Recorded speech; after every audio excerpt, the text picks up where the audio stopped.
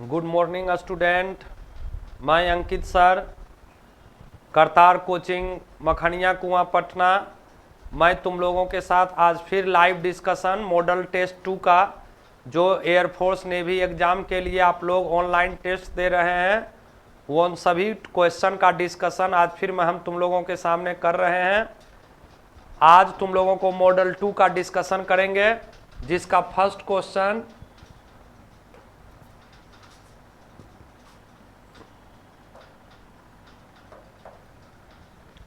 ये है कि यदि x + 1 और y - 2 = 3 1 है तो x और y का वैल्यू बताना है कि x + 1 और y - 2 = 3 और 1 है। तो देखो ये दो पॉइंट है, दोनों का कोऑर्डिनेट इक्वल है, तो x कोऑर्डिनेट के इक्वल होगा, y कोऑर्डिनेट के इक्वल होगा, मतलब ये 3 के इक्वल होगा और ये 1 के इक्वल होगा कि x + 1 = 3, तो x = कितना, तो 2, और y - 2 = 1, तो बोलो y = कितना, तो 3। मतलब यहाँ पॉइंट का कोऑर्डिनेट क्या लिख दोगे तुम लोग, 2 और x और y का मान क्या लिख दोगे, 2 और 3, x का मान 2, y का मान 3, फर्स्ट ऑप्शन इसी में टिक कर देना है बच्चों। नेक्स्ट क्वेश्चन 2 नंबर,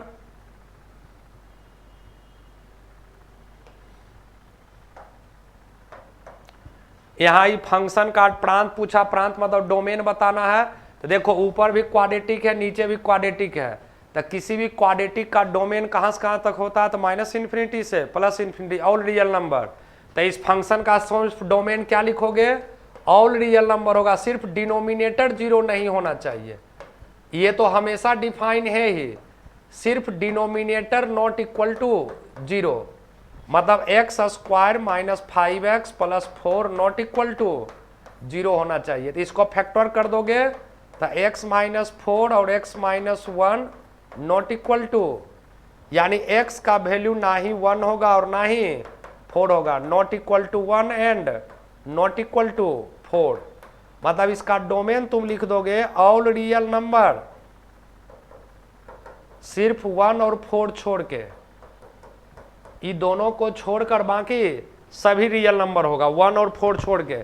इसमें ब्रैकेट होगा, करली ब्रैकेट ये नहीं होगा, ऑप्शन में सुधार लेना है, करली ब्रैकेट होगा, 1 और छोड़, क्लोज ओपन इंटरवल नहीं होगा, 1 और 4 को सिर्फ छोड़ना है, बाकी सब इसका डोमेन होगा। क्लियर।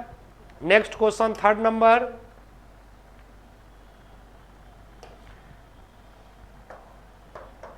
साइन 1830 डिग्री का मान पूछा है, तो इसका वैल्यू कैसे निकालोगे, तो साइन 1830 डिग्री, अब माइनस लिख दोगे 5 × 360 डिग्री, तो ये हो जाएगा साइन 1830 डिग्री, अब माइनस 1800 डिग्री, तो ये हो जाएगा साइन 30 डिग्री, और साइन 30 डिग्री का मान कितना, 1/2, बस खाली घटा देना है।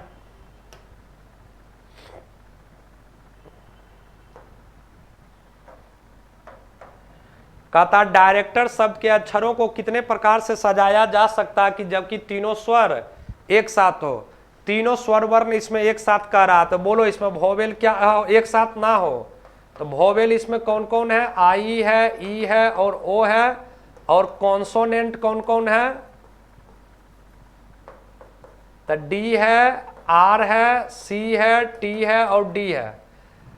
तो इसमें तुमको यह करा कि ये यहाँ ये वर्ड थोड़ा याद ध्यान से पढ़ लेना, कहता सभी स्वर वर्ण एक साथ नहीं हो, तो पहले तुम क्या करना, विदाउट डिस्टिंक्शन, कोई कंडीशन नहीं है कौन साथ है कौन साथ नहीं है, तो 8 गो है तो फैक्टोरियल 8/फैक्टोरियल, इसमें सभी को एक साथ कर देना, सबको एक साथ, एक साथ करके निकाल लेना, 5 और 1 6, तो फैक्टोरियल 6/फैक्टोरियल, और उस तीनों का फिर अरेंजमेंट कर दोगे। देखो इसका मतलब हुआ कि हम कोई भी लेटर साथ होने विदाउट डिस्टिंक्शन, कोई कंडीशन नहीं है, तो इतना तरीका से अरेंजमेंट होगा। और ये क्या हुआ कि सभी वोवेल एक साथ है, सभी वोवेल, तो उसको माइनस कर देंगे तो हो जाएगा सभी वोवेल एक साथ नहीं है, तो बोलो इसका क्या हो जाएगा, तो 8 × 7 × 6 × 5 × 4 × 3, अब फैक्टोरियल 2 से 2, ये हो जाएगा तुम्हारा 360 × 6। तो यहाँ देखो 4 तिहाई 12 25 60 छक्का 360 गुने 56, अब माइनस 360 गुने 6, तो दोनों में 360 कॉमन ले लेना, तब 56 माइनस 6, बोलो 360 गुने 50 इक्वल टू कितना 18,000। मतलब कितना तरीका से अरेंजमेंट होगा, तो 18,000 तरीका से अरेंजमेंट होगा। क्लियर बच्चों? देखो नेक्स्ट क्वेश्चन,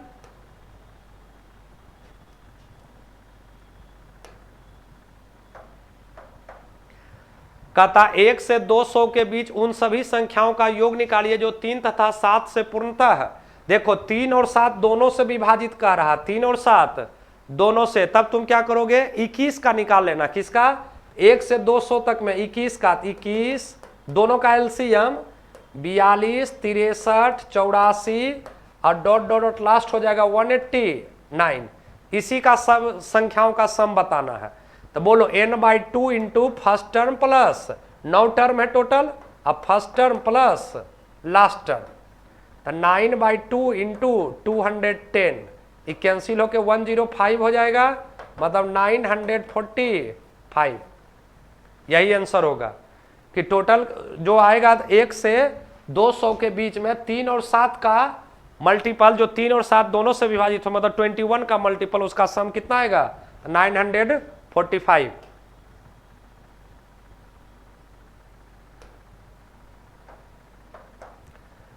इसमें 5वां पद लिखना करा T5।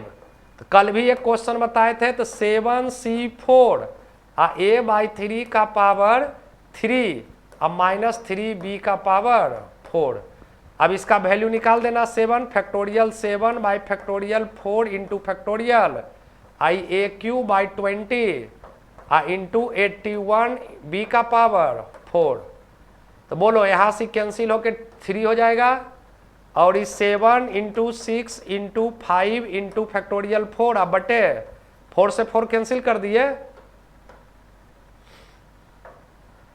इंटू 3AQ अब b का पावर 4, यानी हो जाएगा 105 AQ b का पावर 4। यही आंसर हो जाएगा 105 AQ b का पावर 4, चौथा नंबर ऑप्शन। 7 नंबर क्वेश्चन देखो, ये रिलेशन तुम लोगों को मालूम होगा कि यदि 1 ओमेगा ओमेगा स्क्वायर ये तीनों घनमूल का क्यूबिक रूट है, तो तुम लोगों को रिजल्ट याद होगा 1 प्लस ओमेगा स्क्वायर बराबर 0 ओमेगा क्यूब का मान 1। बस इसी कॉन्सेप्ट का खाली यूज करना है तुमको। 1 plus omega square 1 plus omega का पावर 4 और 1 प्लस ओमेगा का पावर, तो बोलो यहाँ से 1 प्लस ओमेगा का मान माइनस ओमेगा स्क्वायर, ये माइनस ओमेगा, इसको फिर लिख सकते हो 1 प्लस ओमेगा, इसको फिर लिख सकते हो 1 प्लस, क्योंकि ओमेगा का पावर 4 है तो omega cube into omega, omega cube का मान 1, ये ओमेगा का पावर 5 है तो omega cube into omega square बराबर ओमेगा स्क्वायर। तो बोलो ये हो जाएगा ओमेगा क्यू, और फिर यहाँ से बताओ 1 plus omega minus omega square और फिर माइनस ओमेगा, तो बोलो ये भी omega cube into omega cube, यानी 1 इंटू 1 बराबर 1। देखो नेक्स्ट क्वेश्चन 8 नंबर,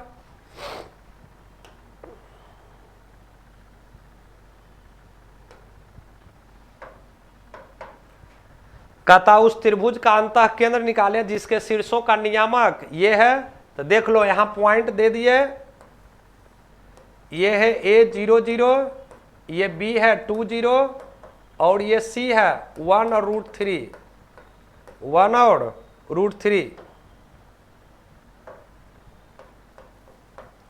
देखो ये ट्रेंगल इक्विलेटरल ट्रेंगल है, तुम डिस्टेंस फॉर्मूला डिस्टेंस सब निकाल लो, ये भी 2 आएगा, ये भी 2 आएगा और ये भी। जब तीनों भुजा बराबर है तो ये त्रिभुज कैसा हो गया, इक्विलेटरल ट्रेंगल हो गया। डिस्टेंस फॉर्मूला सारा डिस्टेंस निकाल लेना है, सब आ जाएगा 2 2 2। तो जब इक्विलेटरल ट्रेंगल होता है, समबाहु त्रिभुज होता है, तो इन सेंटर सर्कम सेंटर सेंट्रॉइड सब एक ही होता है, ऑर्थो सेंटर।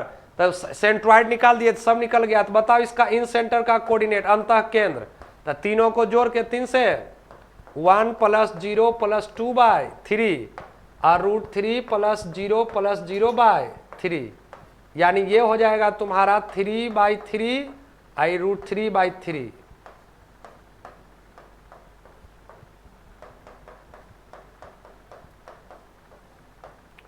यही आंसर हो जाएगा 1 और 1/√3। यही इस क्वेश्चन का आंसर।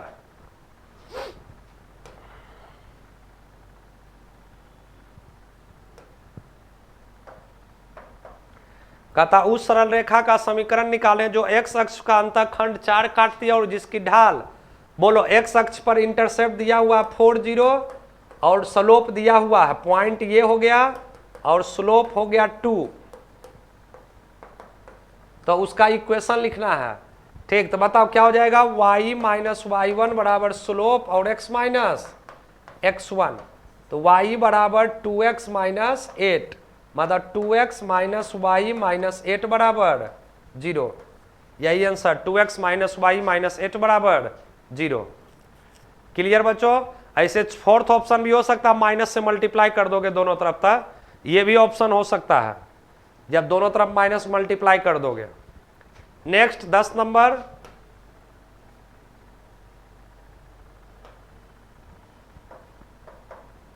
कहता बिंदु 3, 4 से गुजरती हुई रेखा के समानांतर रेखा का समीकरण बताओ। तो इसका स्लोप कितना हो जाएगा, तो -1/2। अब पॉइंट दिया हुआ क्वेश्चन में, तो इक्वेशन ऑफ लाइन हो जाएगा y माइनस 4 बराबर स्लोप और x माइनस 3। तो 2y माइनस 8 बराबर माइनस x प्लस 3। तो बोलो x प्लस 2y अब माइनस 11 इक्वल टू 0। यही आंसर हो जाएगा, x plus 2y minus 11 equal to 0। Third number option. Next question 11 number,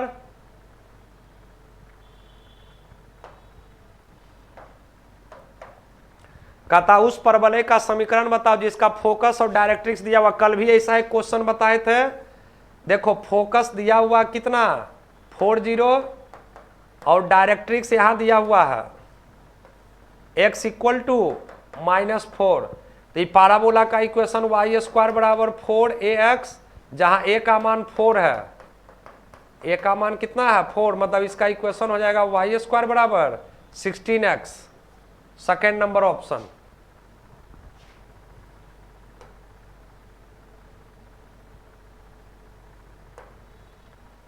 ये लिमिट का क्वेश्चन है। यहां लिमिट सॉल्व करने के लिए फॉर्मूला में सेट करने के लिए sin 3x/3x इंटू 3x कर देना है, और फिर sin 7x/7x इंटू यहाँ 7x हो जाएगा। बोलो इसका वैल्यू भी 1, इसका वैल्यू भी 1, मतलब फाइनल आंसर हो जाएगा 3/7। Next question,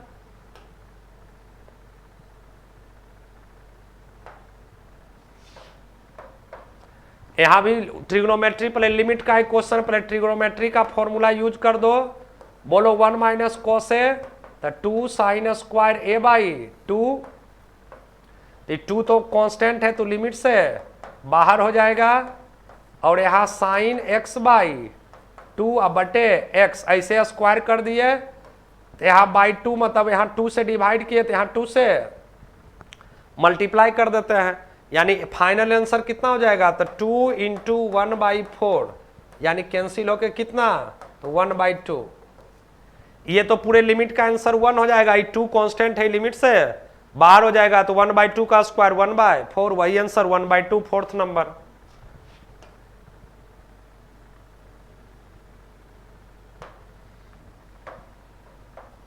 sine inverse 1/2 plus cos inverse 1/2 sine inverse. देखो कुछ भी लिखा रहा है, यदि ये डिफाइन है और दोनों सेम है, डिफाइन भी और दोनों क्या है सेम है, तो इसका वैल्यू हमेशा कितना होता है, तो 90 डिग्री, मतलब आंसर क्या आ जाएगा, तो π/2 90 डिग्री। देखो नेक्स्ट क्वेश्चन 15 नंबर,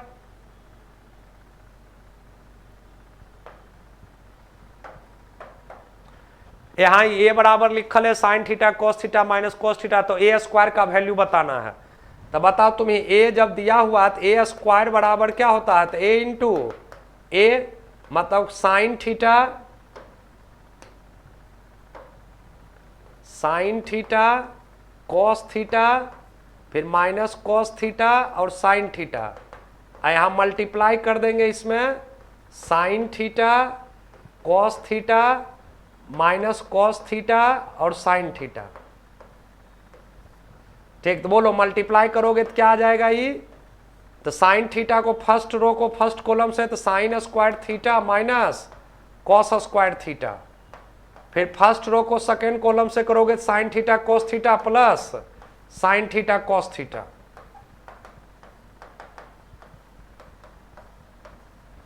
फिर सेकेंड रो को फर्स्ट कॉलम से तो minus sine theta cos theta और minus sine theta cos theta, और फिर हो जाएगा माइनस कॉस स्क्वायर थीटा और प्लस साइन स्क्वायर थीटा।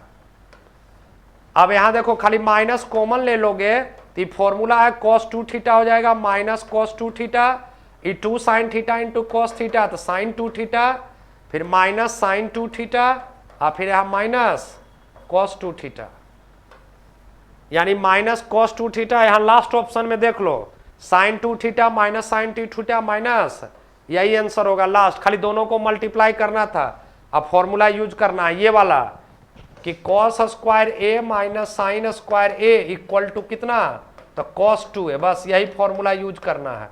और साइन 2a का 2 sign A into cos A, 2 sign A into cos A, बस यही दो ठो फॉर्मूला यूज करना है तुम लोगों को।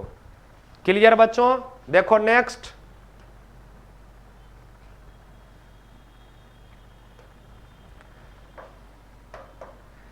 इस डिटर्मिनेंट का वैल्यू पूछा है तो प्रॉपर्टीज फिर यूज कर देते हैं। R1 के स्थान पर R1 minus R2 and R2 के स्थान पर R2 माइनस R3। तो बोलो घटा दोगे तो 1 minus 1 0 x minus x square minus, फिर यहाँ 1 माइनस 1 0 वाई माइनस, फिर 1 जेड और जेड स्क्वायर।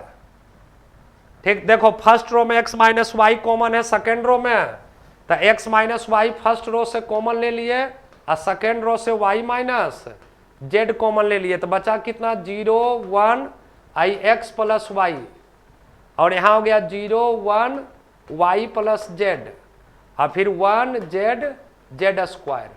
अब इसको फर्स्ट रो के लोग एक्सपेंड कर फर्स्ट कॉलम के लोग तो plus minus plus minus plus minus और फिर प्लस, इसको छोड़ देते हैं इसको, ये हो जाएगा x minus y y minus z और y प्लस जेड अब माइनस जेड माइनस x हो जाएगा, यही आंसर हो जाएगा x minus y y minus z और जेड माइनस x, यही सेकेंड नंबर ऑप्शन। क्लियर बच्चों? देखो next question 17 number,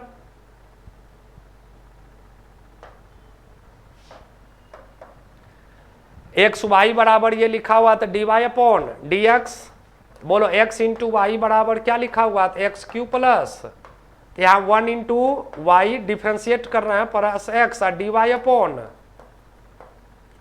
I 3x square i 3y square और फिर y का d y upon d x, और d y upon d x common ले लोगे सभी में तो x minus 3y square equal to 3x square minus y, तो क्या हो गया d y upon d x बराबर तो 3x स्क्वायर बटे x माइनस 3y स्क्वायर, यही हो गया answer 3x square minus y upon x minus 3y square. Third number 17,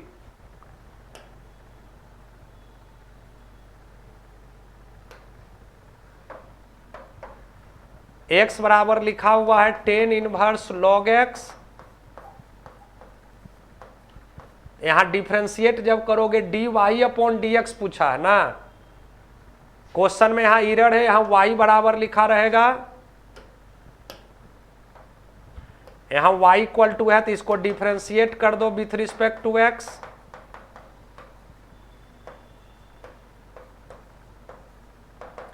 ये 1 बटे 1 प्लस लॉग एक्स का होल स्क्वायर और लॉग एक्स का डिफ्रेंसिएशन 1 बाई एक्स, मतलब आंसर हो गया 1 बटे x into 1 plus log x का होल स्क्वायर, यानी फर्स्ट नंबर ऑप्शन यही सही है। क्लियर बच्चों? अब देखो अगला 19 नंबर,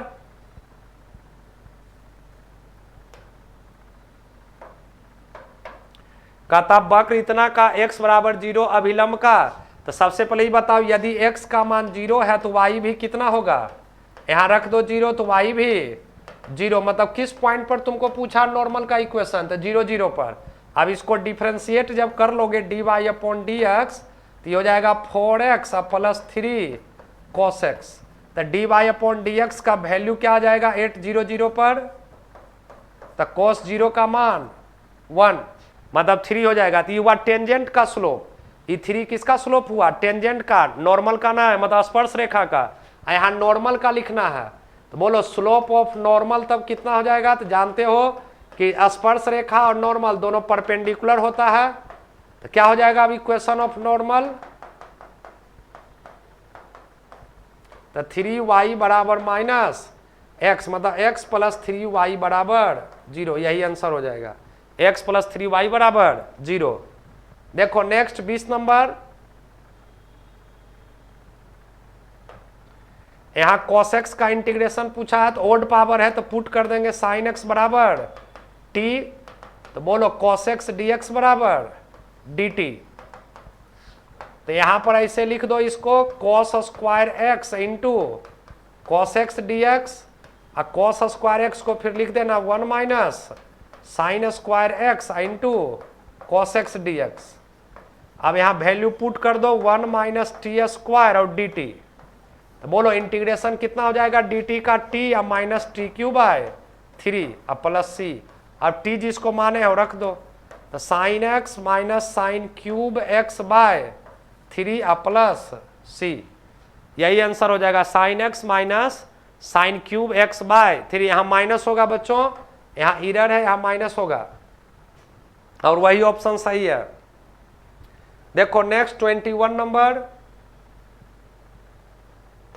10 स्क्वायर x का है इंटीग्रेशन। तो 10 स्क्वायर x को क्या लिखा जाएगा, तो sec square x minus 1 dx, 0 to pi by 4 है। अब बोलो सेक स्क्वायर x का इंटीग्रेशन, तो 10x और dx का इंटीग्रेशन x, यहाँ अपर लिमिट पुट कर दो, तो 10 पाई बाय 4 का मान 1 और माइनस पाई बाय 4, और लोअर लिमिट तो 0 हो जाएगा, यही आंसर। नेक्स्ट 22 नंबर,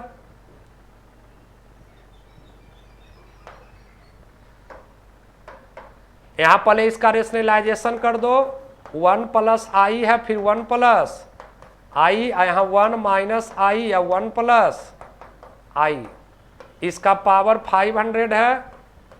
तो बोलो ए स्क्वायर प्लस बी स्क्वायर और प्लस 2ab, यहाँ ए स्क्वायर माइनस बी स्क्वायर। तो बोलो आई स्क्वायर का वैल्यू कितना, तो -1, यहाँ माइनस माइनस प्लस 1, तो 2i बटे 2 का पावर 500। तो बोलो i का पावर, तो 4 का मल्टीपल है, इसलिए आंसर कितना 1। 22 का आंसर यही हो जाएगा। देखो 23 नंबर,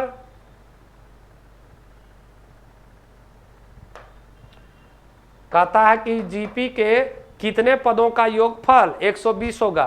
तो बोलो हम n टर्म का मान लेते हैं कि Sn बराबर 120, तो a into r to the power n minus 1 बटे r माइनस, तो बताओ ये कैंसिल होके यहाँ कितना आ जाएगा, तो 40, तो 3 टू दी पावर n, ये 81 हो गया। 81 को 3 का पावर 4 लिख दोगे, मतलब n का वैल्यू कितना, तो 4, यही टिक कर देना है बच्चों कि n इक्वल टू कितना, तो 4। 24 नंबर क्वेश्चन देखो, कहता इस अवकलन समीकरण का हल बताइए। तो खाली क्रॉस मल्टीप्लाई कर देना, वाई स्क्वायर डी वाई बराबर एक्स स्क्वायर और डी एक्स।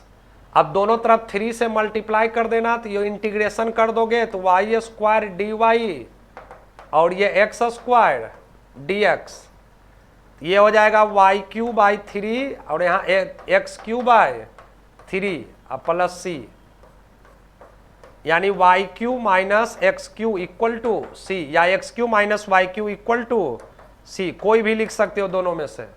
यही आंसर हो जाएगा fourth number, x Q minus y Q equal to c. Last question 25 number, कहता वेक्टर ए और वेक्टर बी की इकाई है, इकाई वेक्टर है मतलब यूनिट वेक्टर है, और उसके बीच का एंगल दिया हुआ 60 डिग्री, ए माइनस बी का वैल्यू पूछा, magnitude of a minus b. इसके फॉर्मूला याद होगा इसका, magnitude of vector a plus magnitude of vector -2 into vector a dot b. ये सब यूनिट वेक्टर है, और यहां पर वेक्टर ए डॉट बी का फॉर्मूला फिर वही magnitude of vector a magnitude of vector b और cos 60 degree. 2 minus 2 into 1 by, तो 1 आ गया, यानी magnitude of vector A minus B का होल स्क्वायर इक्वल टू 1। तो इसका मैग्नीट्यूड कितना लिख दोगे, तो 1। यही फोर्थ नंबर ऑप्शन होगा। क्लियर बच्चों, तुम लोगों को ये मॉडल सेट 2 का सभी 25 क्वेश्चन बता दिया गया, और आगामी फिर कल मॉडल 3 का क्वेश्चन आप लोगों को सॉल्व करके बताया जाएगा। अब तुम लोगों के बीच अब फिजिक्स का डिस्कशन होगा, वही मॉडल सेट 2 का जो टेस्ट 2 था उसके फिजिक्स का डिस्कशन डीके सर करेंगे। अब तुम लोगों के सामने डीके सर आ रहे हैं।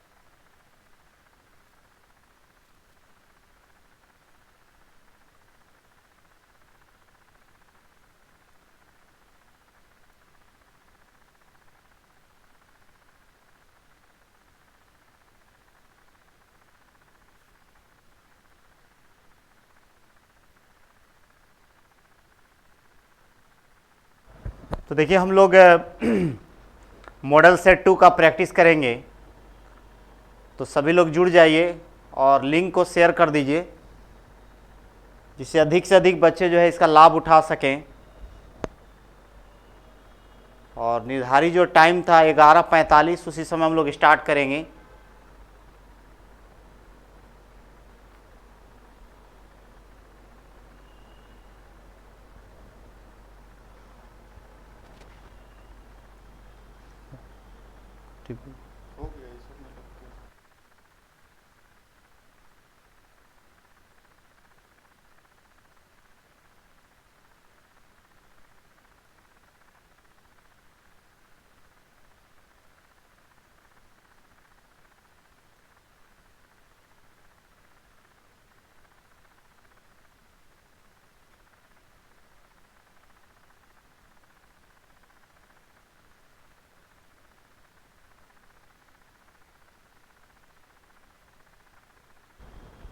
काफ़ी विस्तार से हम लोग उसका सॉल्यूशन को करेंगे, है ना।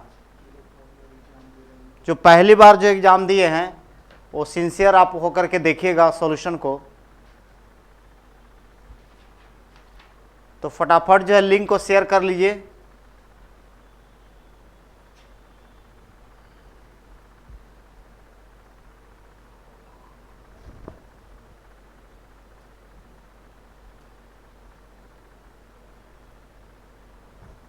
देखिए फिजिक्स में ध्यान देना है कि न्यूमेरिकल्स और जो थ्योरी है उसका रेशियो जो है हमेशा चेंज होता रहता है।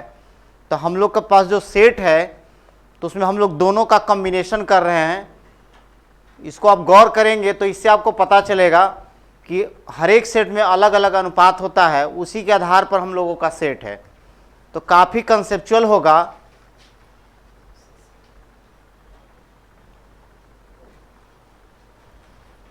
थोड़ा आप लोग अपने भी लिंक को शेयर कर दीजिए, फटाफट जुड़िए। सभी लोग का नाम पढ़ रहे हैं यहाँ पर।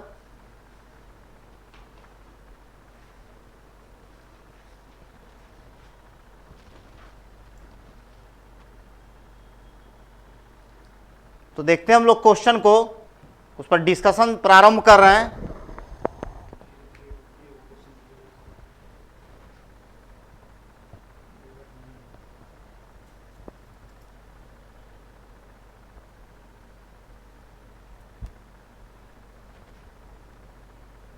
देखिए इससे जो रिलेटेड कंसेप्ट है उसको भी हम लोग देखते जाएंगे। पहला क्वेश्चन है आपका पास, कोणीय संवेग का बीमीय सूत्र है, dimensional formula of angular momentum, angular momentum.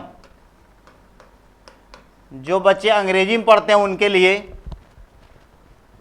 तो देखिए यहां पर मोमेंट ऑफ लीनियर मोमेंटम होता है, एंगुलर मोमेंटम, इसको एल के द्वारा सूचित किया जाता है mvr। और कंसेप्ट आपको जानना है तो एल बराबर आप लिख सकते हैं r क्रॉस पी, या बोल सकते हैं मोमेंट ऑफ लीनियर मोमेंटम। क्या बोल सकते हैं, इसी को बोलते हैं मोमेंट ऑफ लीनियर मोमेंटम। देखिए ध्यान से, यहां पर रेखीय संवेग का आघूर्ण, रेखीय संवेग का आघूर्ण। देखिए एक बात आप ध्यान रखिए कि जब भी आघूर्ण आएगा, अगर मोमेंट आता है उसमें तो आर जरूर आएगा। ये आपको मार्क करना है कि जब भी अगर मोमेंट ऑफ, जैसे मोमेंट ऑफ फोर्स हो गया तो टॉर्क आ जाएगा आपका, मोमेंट ऑफ लीनियर मोमेंटम होगा तो आपका आ जाएगा एंगुलर मोमेंटम आ जाएगा।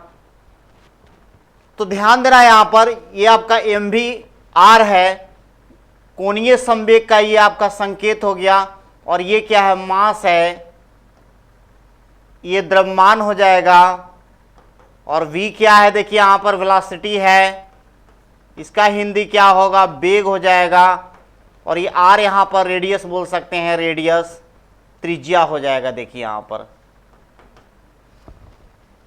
तो आप देख सकते हैं, यहां पर ध्यान दीजिए कैसे इसको बनाएंगे।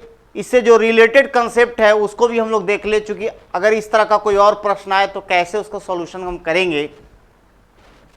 तो एल को यहां पर लिखना है डायमेंशन, तो मास का m होता है देखिए यहां पर, और वेलोसिटी का अगर आपको यूनिट भी याद है तो मीटर पर सेकेंड LT-1 हो जाएगा, और ये r का देखिए क्या हो जाएगा, l हो जाएगा। और बाकी आपको समझना है कि ये सब मल्टीप्लिकेशन में है, तो अलजेब्राइक कैलकुलेशन जैसे आप करते हैं इस तरह करेंगे। m हो गया, देखिए l दो है तो l स्क्वायर हो गया, और T-1 हो गया।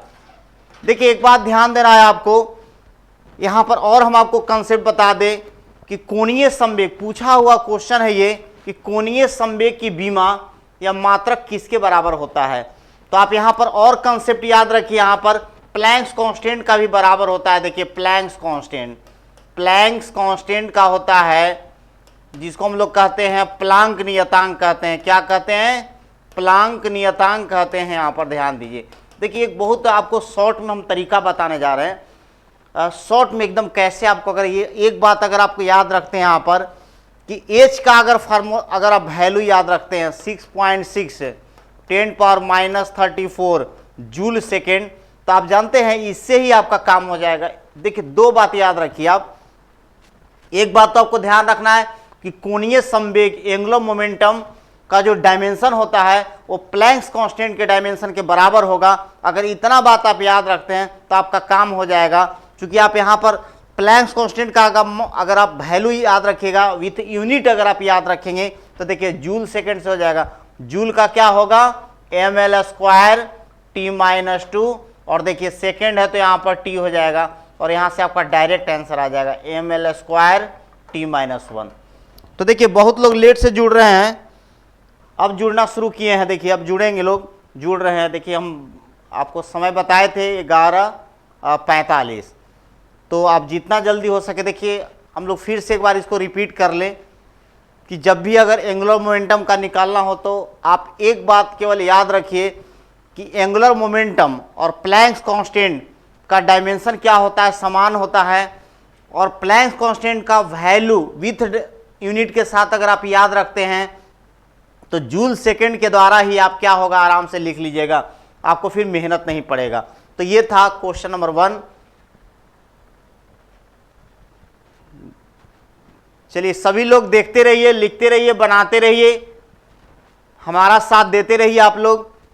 देखिए यहां पर आप मिलाते रहिए तो क्या हो जाएगा, ml² t-1 ml² पहला ही देखिए ऑप्शन करेक्ट है, देख लीजिए यहां पर ml² t-1। अधिक से अधिक लोग को जोड़िए, चूंकि अभी करेंट व्यूअर कम है, थोड़ा प्रयास कीजिए। चलिए नेक्स्ट क्वेश्चन हम लोग देखते हैं, 2 नंबर क्वेश्चन को देखिए। किसी बेलन जिसकी त्रिज्या r है, इसके ऊंचाई के सापेक्ष जड़ता गुण ज्ञात करें। बहुत इंपॉर्टेंट क्वेश्चन है। देखिए यहां पर a cylinder has a radius r, find moment of inertia about its height। देखिए बहुत अच्छा क्वेश्चन है ये। जब जो सेट आप प्रैक्टिस किए होंगे तो देखिए यहां पर ध्यान से कैसे इसको बनाएंगे। देखिए बहुत आराम से आप समझ जाइएगा, क्योंकि देखिए यहां पर अगर आपका ये कन्फाइंड नहीं है, ये नहीं दिया गया है कि सॉलिड है या हॉलो है, तो आपको क्या लेना होगा, सॉलिड लेना होगा। तो देखिए यहां पर कैसे हम लोग इसको करेंगे। देखिए यही आपका बेलन है, देख सकते हैं आप बेलन है ये, और कह रहा है कि एलोंग हाइट लेना है। तो आप समझ जाइए कि इसको अगर आप दबा देंगे तो कैसा हो जाएगा, आप दबाएंगे तो कैसा हो जाएगा, तो एक डिस्क की तरह हो जाएगा। देखिए डिस्क की तरह हो जाएगा यहां पर। तो डिस्क का जो है कि आप जानते हैं कि about an axis passing to the centre and perpendicular to the plane क्या होता है, mr² होता है, mr² होता है। क्या होता है, mr²। ध्यान दीजिए, जब बेलन को एलोंग हाइट अगर आप दबाएंगे, एलोंग हाइट आप दबाएंगे तो क्या होगा, एक डिस्क मिलेगा। और डिस्क का जो है about an axis passing through the centre and perpendicular to the plane mr²2 होता है। और ये आपका डिजायर्ड आंसर मिल जाएगा यहाँ पर mr²2। देखिए बहुत अच्छा क्वेश्चन है ये। इस क्वेश्चन को आप याद रखेंगे, इस तरह का जब भी प्रश्न आएगा तो आप इसको इस तरह हल करेंगे। तो नेक्स्ट क्वेश्चन हम लोग देखते हैं। नेक्स्ट जो है कि देखिए नेक्स्ट क्वेश्चन देखिए यहां पर, किसी एक वस्तु जिसका द्रव्यमान 2 kg है को 1.5 मीटर की दूरी तक ऊर्ध्वाधर उठाया जाता है, तो वस्तु को उठाने में कितना कार्य करना पड़ेगा, ये आपके पास प्रश्न है। चलिए आप लोग भी बना के देख सकते हैं, सभी बच्चे बनाएंगे एक साथ।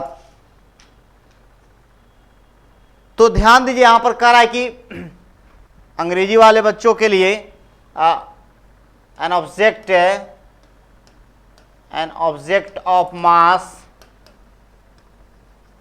2 kg is lifted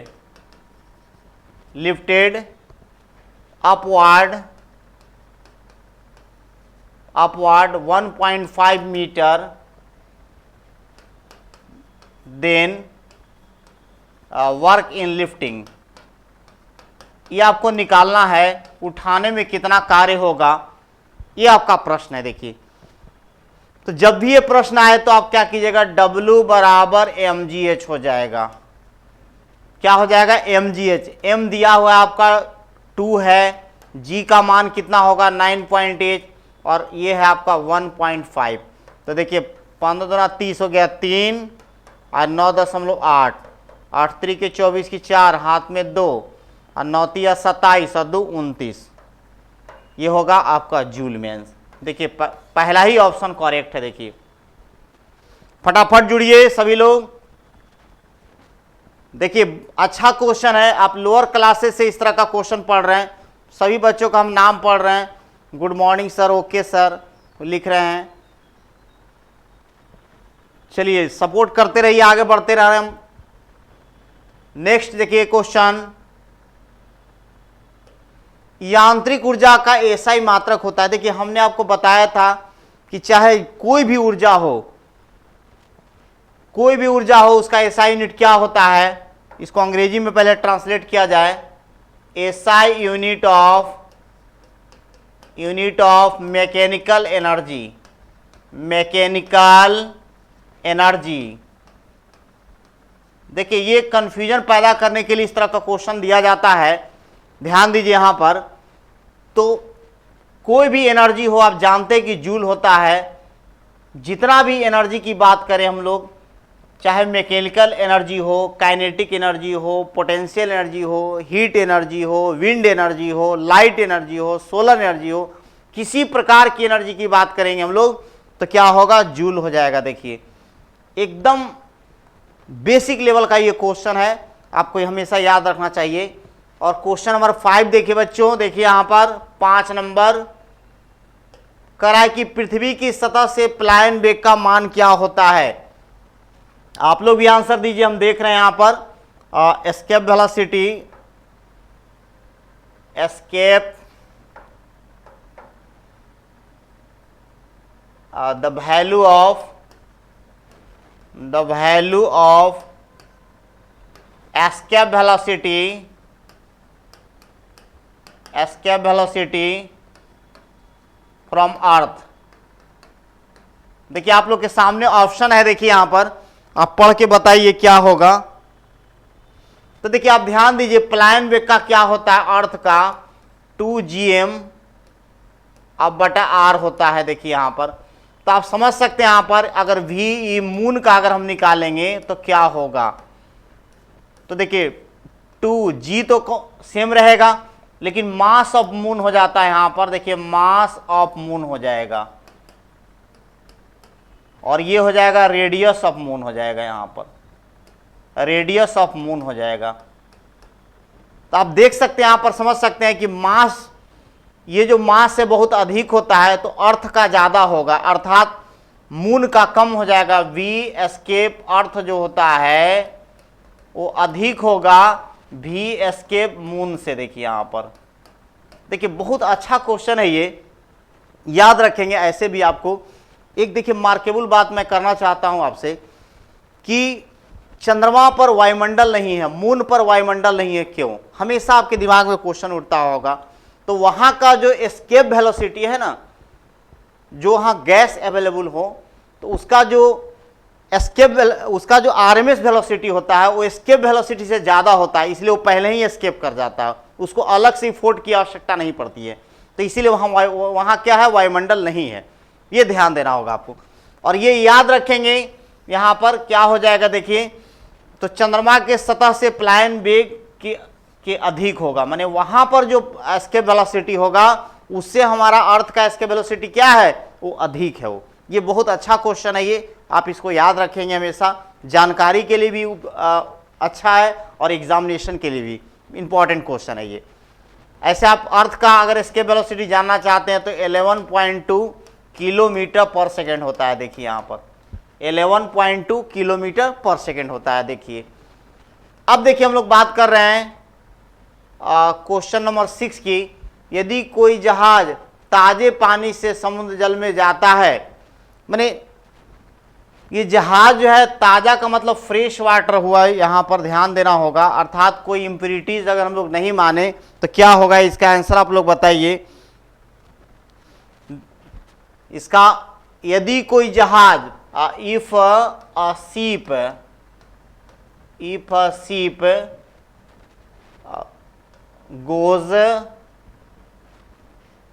goes from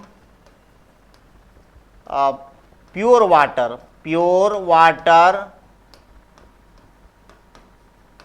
to ocean, माने कि कहने का मतलब यहां पर ध्यान दीजिए कि पहले ये फ्रेश एयर है, यहां पर वाटर है यहां पर, ये आपका, तो ध्यान देना है फ्रेश वाटर या प्योर वाटर का मतलब क्या हुआ, डेंसिटी लो है, इसका डेंसिटी क्या है, लो है। और यहां पर जब कह रहा है कि समुद्र में जब जाएगा, ओशियन में जाएगा, तो यहां ओशियन में जाएगा तो इसका डेंसिटी हाई होता है। तो जब डेंसिटी हाई होगा तो क्या होगा, थोड़ा ऊपर उठ जाएगा, क्या हो जाएगा, थोड़ा सा और रेज कर जाएगा। ध्यान दीजिए, क्योंकि डेंसिटी जब अधिक होगा तो उधर से जो है फोर्स ऑफ बायंसी जो होता है उत्प्लावक बल ज़्यादा लगा देगा वो, और इससे क्या होगा, जहाज थोड़ा सा और ऊपर की ओर उठ जाएगा। ये ध्यान देना यहाँ पर। तो बड़ा ये कॉमन सेंस पर आधारित क्वेश्चन है और बड़ा ही इंपॉर्टेंट है, देखिए ये ध्यान देना है आपको। अब हम लोग नेक्स्ट क्वेश्चन की बात करेंगे, क्वेश्चन नंबर 7। निम्नलिखित में किसकी प्रत्यास्थता अधिक होती है? विच ऑफ द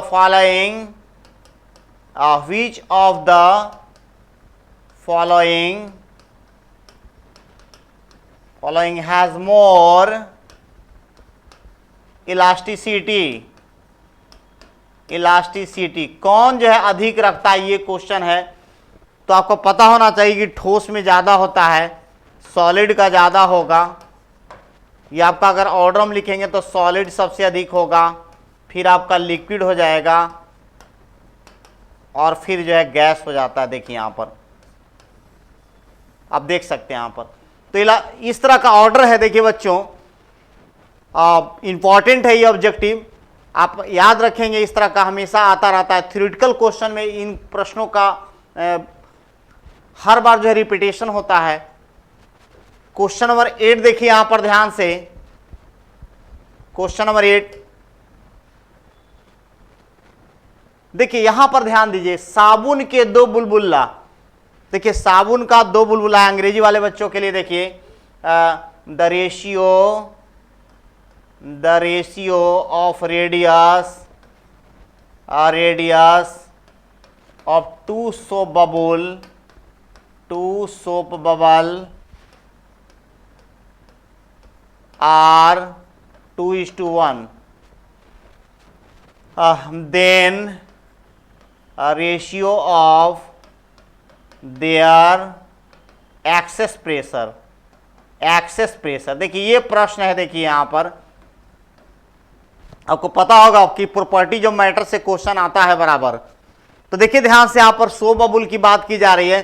तो यहां पर सोप बबुल के अंदर जो एक्सेस प्रेशर होता है उसका फॉर्मूला होता है 40/R। ये आपका T क्या है, सरफेस टेंशन होता है जी, सरफेस टेंशन इसको कहते हैं, पृष्ठ तनाव कहते हैं। देखिए यहां पर देखिए ध्यान से, यहां पर देखिए, यहां से आपका काम हो जाएगा। तो P1/P2 और ये आपका होगा R2/R1। तो उलट दीजिए संबंध को, यहां पर 1/2 हो जाएगा। देखिए ये आपका दूसरा आंसर सही हो जाएगा।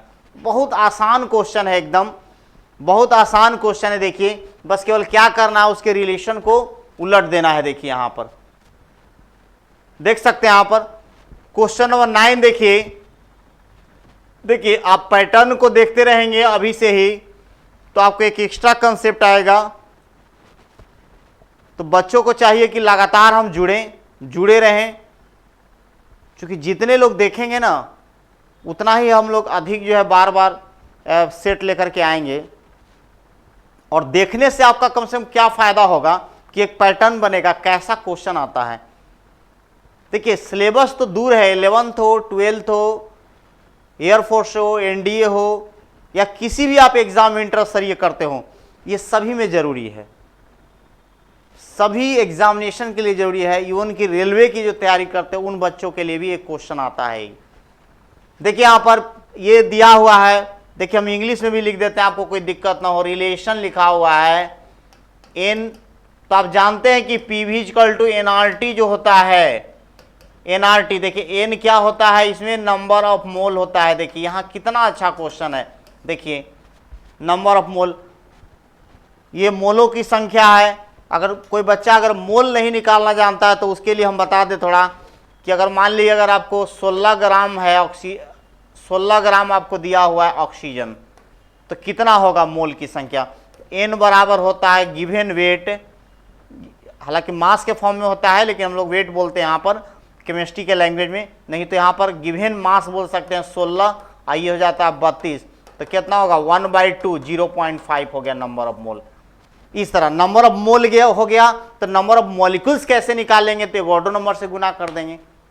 तो केमिस्ट्री से रिलेटेड भी प्रश्न आता है। देखिए ये क्वेश्चन नंबर 10 हम लोग देखेंगे। देखिए यहां पर 10 कराए कि -1, देखिए बहुत कॉमन क्वेश्चन है, -183 डिग्री सी का मान फ़ारेनहाइट में होगा। अंग्रेजी में the value of -183 degree C in Fahrenheit. Fahrenheit में कितना होगा ये देखना है आपको। तो देखिए यहाँ फार्मूला होता है F-32/9 और C/5 होता है। देखिए यहाँ पर तो आप वहाँ रख देंगे F-32/9 और ये होगा आपका -183/5। ये आपको सॉल्व करना होगा। देखिए तो सॉल्व करेंगे तो कितना आएगा, देखिए सॉल्व करके सभी बच्चे देखेंगे, सभी लोग कॉपी निकाल के चेक कीजिए। तो ये आप सॉल्व करेंगे तो यहाँ पर आ जाएगा, ये पहला ही ऑप्शन आ जाएगा। देखिए यहाँ पर आप सॉल्व करेंगे तो आ जाएगा यहाँ पर गुना भाग कर लीजिए, ये हो जाएगा। कॉपी पर निकालिए, करके दिखाइए जी, हम कमेंट देख रहे हैं, सभी लोग करके दिखाइए एफ का मान कितना होगा, करके दिखाइए गुना भाग। देखते हैं कौन सबसे पहले जवाब दे रहे हैं।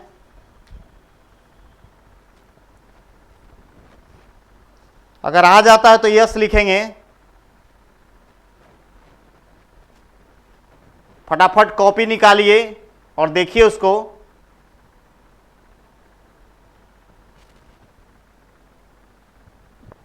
ओके, हाँ आनंद सही है। चलिए बहुत सारे बच्चे लोग दे रहे हैं जवाब, इसी तरह देना है आपको, मिलाते चलना है। अब अगर इस देखिए ये तो आपका बेसिक क्लासेस 9-10 से ही चला आ रहा है, तो इन प्रश्नों का आप जवाब दे सकते हैं। हाँ सभी लोग लिख रहे हैं यस सर आ गया। चलिए बहुत अच्छी बात। चलिए इसी तरह बनाना है सबको। 11 देखिए ये क्वेश्चन, देखिए हम बार बार फिर देखिए आपका एक मजेदार बात आ गया कि ये जो आपका हर एग्जाम में कार्नोट साइकिल कॉर्नेट इंजन से क्वेश्चन रहेगा ही रहेगा। देखिए यहां पर ये question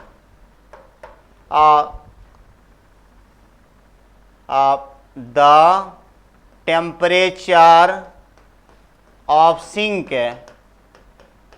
and source, sorry source पहले है, source and sink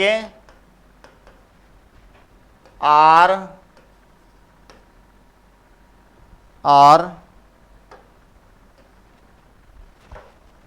200 K and 100 K respectively, then its efficiency निकालना है आपको। देखिए बड़ा मजेदार क्वेश्चन है ये, हर एग्जाम में पूछता है, हर एग्जाम में। एयरफोर्स एनडीए में एकदम समझिए कि बार बार इस तरह का क्वेश्चन आता रहता है। एयरफोर्स में देखिए हर सेट में हमने बच्चों से पूछा तो बोले कि हाँ सर ये आया था ये।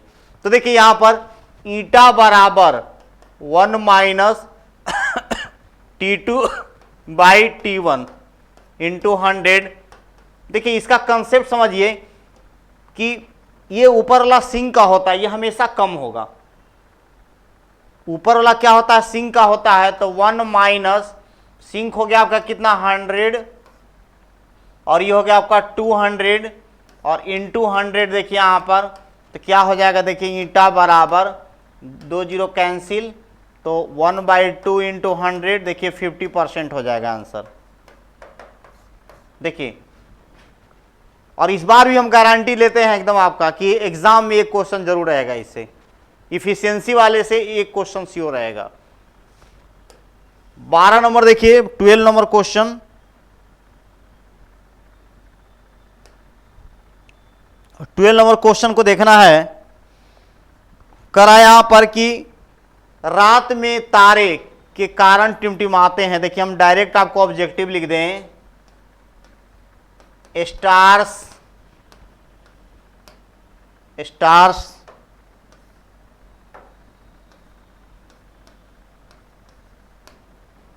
आर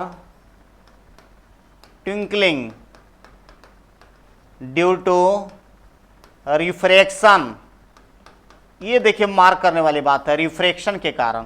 क्योंकि होता क्या है यहां पर कि देखिए अगर तारा आपका स्टार है यहां पर, तो बहुत सारा अलग अलग जो है रिफ्रैक्टिव इंडेक्स वाला लेयर है। मान ली यहां से रे आया तो फिर ये हो सकता है कि नॉर्मल की ओर झुक जाए, डेंसर है, फिर एरर है, और बहुत सारा घटना होते हैं। तो यहाँ अगर आप ऑब्जर्वर के रूप में खड़े हैं तो आपको लगेगा ऐसा कि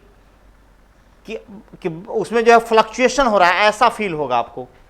देख सकते हैं यहाँ पर कि अलग अलग अपूर्णांक वाले माध्यम होने के कारण आपको ऐसा लगता है कि टिमटिमा रहा है, तो ये अपवर्तन उसका कारण होगा। रिफ्रैक्शन, रिफ्रैक्शन क्या होगा? रिफ्रैक्शन।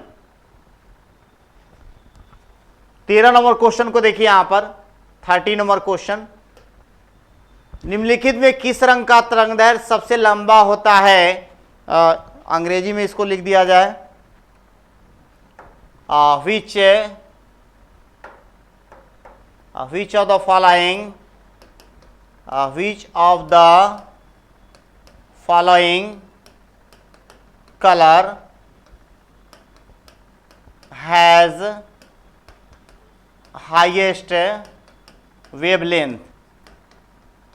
ये देखिए यहां पर, ये तो देखिए हम आपको बता देते हैं डायरेक्ट जो है कि इसका थीम क्या है, VIBGYOR। देखिए यहाँ वेवलेंथ का देखिए ये तरीका है बताने का। तो सबसे अधिक किसका हो गया? रेड का हो गया, देख सकते हैं आप यहाँ। तो देखिए 4 नंबर आपको डायरेक्ट ऑप्शन हो गया। सबसे कम किसका है? तो वायलेट का है, देखिए यहाँ पर बता सकते हैं हम लोग। तो आप एक्स्ट्रा जानकारी देखिए रख सकते हैं यहाँ पर। देखिए 40 नंबर देखिए बच्चों, जुड़ते रहिए टिके रहिए। देखिए कह रहा है कि दो ध्वनि तरंग जो वायु में गुजर रहे हैं। देखिए यहां बोल दिया आपको कि वायु में गुजर रहा है two sound wave propagates in air. The ratio of their wavelength is 4:5। तो आपको निकालना है कि find ratio of their frequency,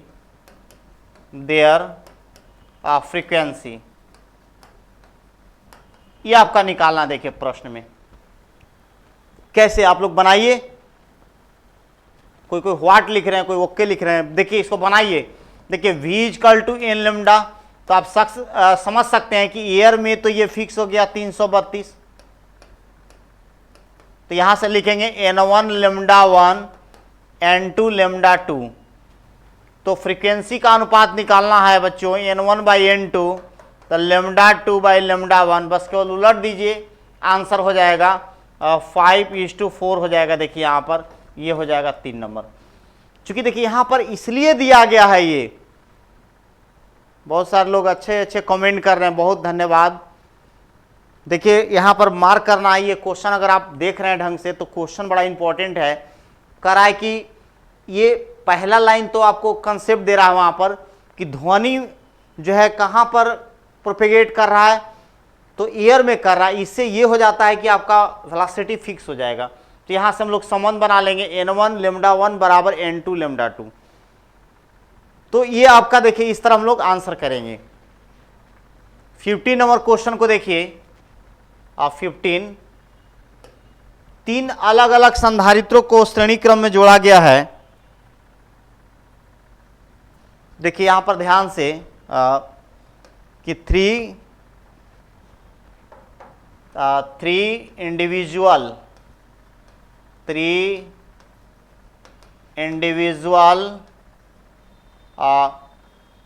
capacitors are connected in series, ये दिया हुआ है। तो उन पर क्या होगा आपको बताना है। देखिए बड़ा अच्छा क्वेश्चन है।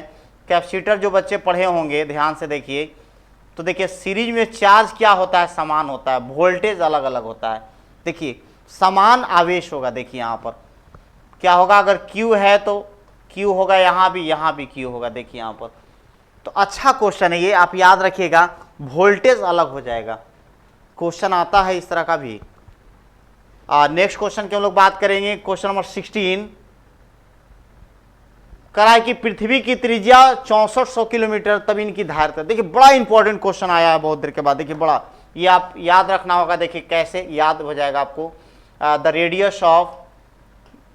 रेडियस ऑफ अर्थ जो है दिया हुआ है, कितना दिया हुआ है, 6400 किलोमीटर। देन इट्स कैपेसिटेंस निकालना है। देखिए कैपेसिटेंस कैसे निकलेगा, तो देखिए सी बराबर, देखिए हम लोग वैल्यू एकदम रख के लाते हैं 4 पाई एप्सिलॉन नॉट आर, तो इसका वैल्यू होगा 1 गुने 9 गुने 10 का पावर 9, और ये होगा 6400 गुने 1000। देखिए यहाँ पर तो कितना होगा, 64/9, और देखिए 1 2 3 4 5, और इधर हो जाएगा, ऊपर जाएगा तो -4।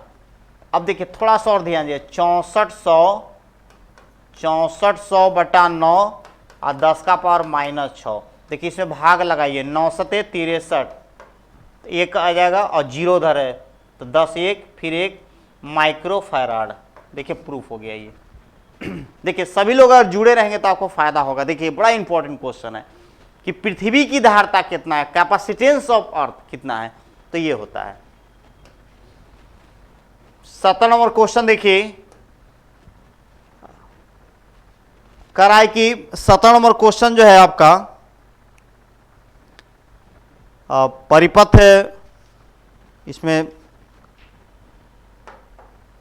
परिपथ, इसमें देखिए फिगर एब्सेंट है। फिगर क्या है, ये आपका 8 ओम है, ये आपका 4 ओम है, और ये आपका 2 ओम है, और ये आपका कितना है, 1 ओम है। P और Q के बीच में निकालना है आपको। तो देखिए यहाँ पर P और Q तो कैसे निकालेंगे, देखिए यहाँ पर देखिए सब पैरेलल में हो जाएगा। आप ध्यान दीजिए, यहाँ पर सभी पैरेलल में हो जाएंगे। यहाँ पर तो 1/r बराबर 1/1, 1/2, 1/4, 1/8। तो ये देखिए आप कितना हो जाएगा, 16। तो इधर हो गया 16, 8 4 2 हो गया, कितना होगा, 16 8 24, 28 और 30, 30/16। तो R इक्वल टू हो जाएगा आपका 16/30, 2 से 8 बार में, ये 15 बार में, तो 8/15। देखिए तीसरा हो जाएगा। तो ये बहुत इजी है, बस क्या करना है देखिए। और ये प्रश्न आपको लोअर क्लासेज में मिलता रहता है, लेकिन इस तरह का प्रश्न एयरफोर्स के लिए एकदम रामबाण है, ऐसा क्वेश्चन देता रहता है। ध्यान दीजिए कि ये पैरेलल में है। देखिए यहाँ पर चूंकि यहाँ बीच में कुछ नहीं जुड़ा हुआ है, देखिए तो ये पैरेलल में हो जाएगा सब। 18 नंबर क्वेश्चन को देखिए, कराए कि कोई बल्ब है यहाँ पर। देखिए हम फिगर से आपको समझा देते हैं। देखिए फिगर से एक बल्ब है यहाँ पर, ये बल्ब देखिए इस तरह है, ये बल्ब है इस तरह, और इस पर क्या अंकित है, 220 वोल्ट और 100 वाट है, 100 वाट है। देखिए यहाँ पर प्रति सेकंड कितना इलेक्ट्रॉन निकलता होगा, क्या मजेदार क्वेश्चन है। देखिए यहाँ पर तो देखिए ये P है, ये P है और ये V है, तो P बराबर होता है VI। तो यहाँ से I निकाल लीजिए, P/V। P है कितना आपका, 100 वाट है, और ये 220 वोल्ट है यहाँ पर। तो देखिए 0 0 कट जाएगा, 2 से 5 और 2 से 11, I इक्वल टू हो गया 5/11। देखिए पर सेकंड की अगर बात की जाए तो I इक्वल टू Q/T होता है, और T यहाँ 1 सेकेंड हो गया। तो ये डायरेक्ट आपका क्या हो गया, Q, और Q बराबर क्या होता है, NE। N बराबर क्या होगा, 5/11, और ये नीचे में ही 5/11, 1.6, 10⁻⁻19। देख सकते हैं आप। तो कितना हो जाएगा, ये देखिए ऊपर चल जाएगा 5 और 11 गुने 1.6, और ये हो जाएगा आपको 50 कर दीजिए, ये 18 हो जाएगा। अब इसको गुना करना आपको, कितना होगा, तो 10 का पावर 18 रेंज का। देखिए उसको सॉल्व करके दिखाइए, 50 बताइए, कोई बच्चे सॉल्व करके दिखाइए अभी कमेंट बॉक्स में। 50 बटा 11 है बटा 1.6 है, करके दिखाइए सभी लोग। 2.84 आना चाहिए, देखिए कीजिए सभी लोग। आ गया, देखिए यहां पर ये आ रहा होगा 2.84 आ जाएगा, करके देख लीजिए सभी लोग। हाँ, कुछ लोग का आने लगा, ओके सही है। और कीजिए, करके दिखाइए। 19 नंबर क्वेश्चन को देखिए, पृथ्वी के चुंबकीय उत्तर ध्रुव पर स्वतंत्र रूप से लटकता हुआ चुंबकीय सुई कैसा होगा। ये क्वेश्चन है आपका। A freely suspended magnetic needle at the magnetic north, पृथ्वी के चुंबकीय उत्तरी ध्रुव पर स्वतंत्र रूप से लटकता हुआ चुंबकीय सुई। तो ए फ्रीली, इसका ट्रांसलेट कर दे हम लोग। A freely suspended magnetic needle at the magnetic north pole of the earth. देखिए ये क्वेश्चन आपको बताना है कि क्या होगा।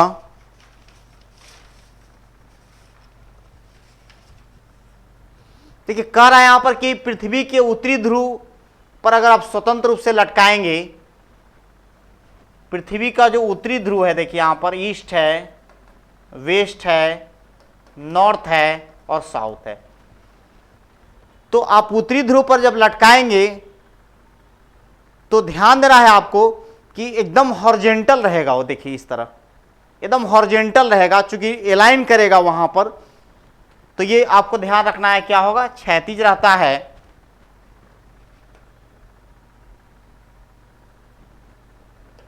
चोक कुंडली, देखिए चोक क्वाइल, देखिए अब मरकरी में देखे होंगे चोक क्वाइल लगा होता है, चोक क्वाइल। ये आपका होता है एलआर सर्किट होता है, याद रखिएगा। लार्ज इंडक्टर और क्या होता है, स्मॉल रेजिस्टेंस होता है। यहां पर ध्यान दीजिए,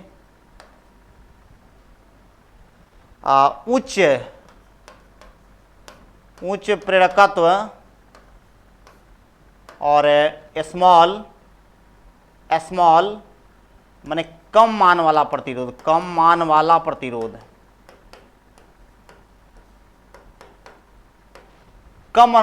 देखिए ध्यान से यहां पर। तो हमेशा एसी, देखिए अब ध्यान देना होगा कि जब भी चोक कॉइल की बात करेंगे हमेशा एसी में वर्क करता है, लेकिन और जानकारी के लिए हमने आपको दे दिया है यहां पर, ये ध्यान रखेंगे। तो वॉन डिगॉफ जनरेटर का प्रयोग किया जाता है। वॉन डिगॉफ जनरेटर का कहां प्रयोग होता है, बताइए सभी लोग क्या होता है जी।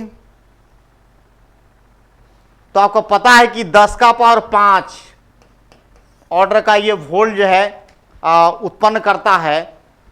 एक तरह जनरेटर है, जनरेट करता है ये, तो अधिक तीव्रता वाला वोल्टेज को उत्पन्न करता है, इलेक्ट्रिक फील्ड को उत्पन्न करता है। जब वोल्टेज करेगा तो इलेक्ट्रिक फील्ड भी हो गया।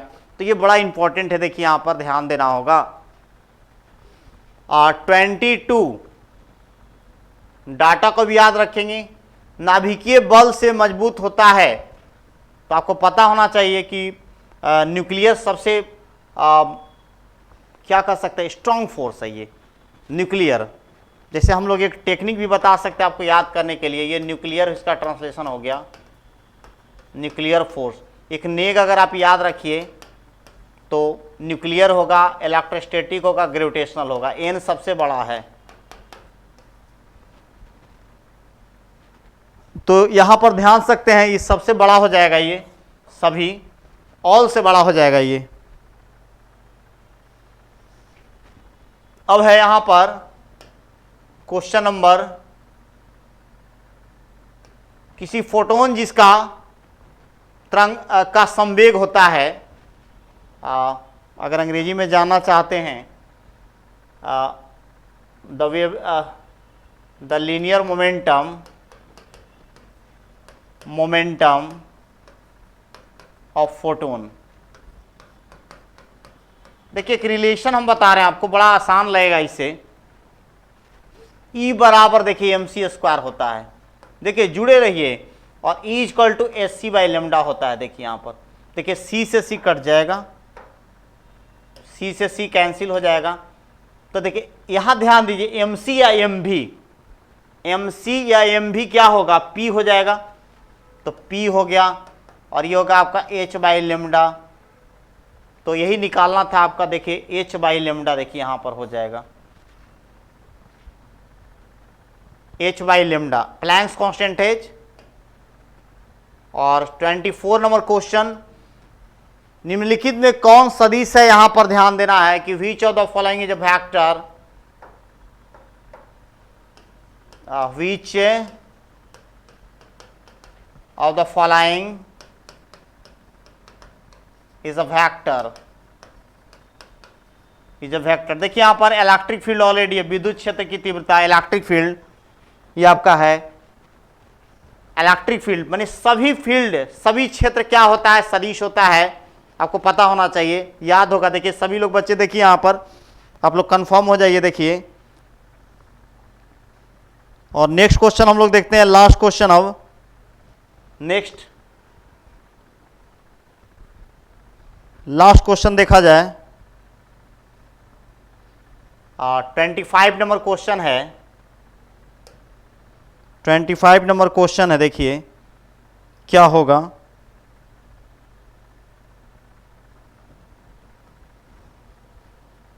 देखिए कह रहा है यहां पर कि किसी प्रक्षेप को क्षैतिज के साथ V0 कैसे प्रक्षेपित किया जाता है। देखिए इसका अंग्रेजी हम लिख देते हैं, ए projectile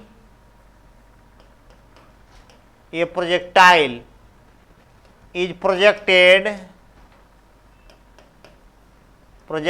at 30 degree with V0 meter per second from a horizontal, then its maximum height। देखिए ये निकालना है, मैक्सिमम हाइट आपको निकालना है। देखिए यहाँ पर तो कैसे निकलेगा, देखिए H बराबर आप जानते हैं U² sin²θ/2g। तो यहाँ पर रखिए V0 से था तो V0²।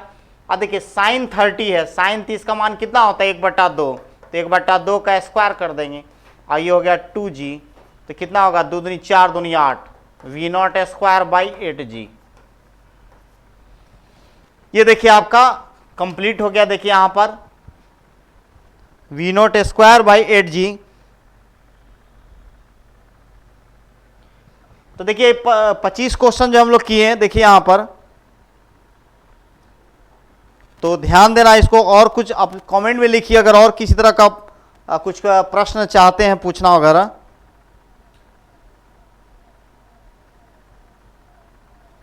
हम देख रहे हैं कमेंट।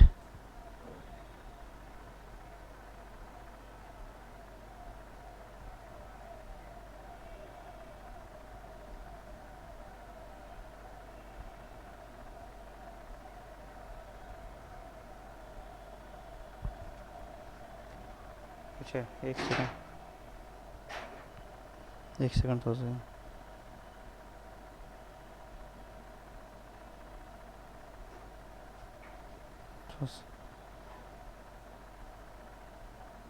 every question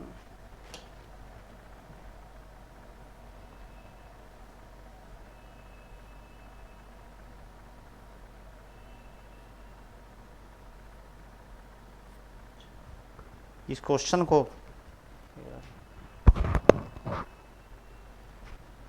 देखिए, इस क्वेश्चन को थोड़ा सा एक बार फिर से देख लें हम लोग। यहां पर ध्यान देना है कि चूंकि हम लोग प्लेन की जब बात करेंगे यहां पर थोड़ा सा, जैसे हम लोग सरफेस की बात कर रहे हैं यहां पर, ये इसका और ध्यान देना यहाँ पर पोल की बात कर रहा है ना, पोल की बात, तो ये आपका ये नॉर्थ हो गया, ये साउथ हो गया। तो जब ऐसे करेंगे तो ये वर्टिकली होता है। ये आपका 19 का पहला आपका ऑप्शन सही है, 2 नहीं होगा, ध्यान देना है यहाँ। और कोई अगर कुछ क्वेश्चन पूछना है तो पूछ सकते हैं। हो गया ना?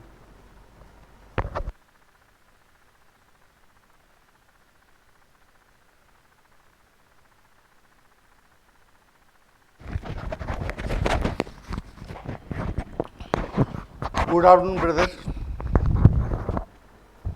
चलिए हम लोग अपने रीजनिंग के डिस्कशन को देख लेते हैं। क्वेश्चन तो आपने बनाया है। टेस्ट के अंदर हम लोगों का जो स्कोर कार्ड है उस तरह से देखते हैं कि आप जो क्वेश्चन बना रहे हैं उसमें से कितने क्वेश्चन के आंसर आप ठीक कर रहे हैं। ऐसे क्वेश्चन तो हम लोग बनाए हैं और स्कोर भी अच्छा आ रहा है, क्योंकि बहुत सारे लोग पहली बार भी एग्ज़ाम दे रहे हैं, उनका भी है। कुछ लोगों का ये दूसरा तीसरा एग्ज़ाम है हम लोगों का।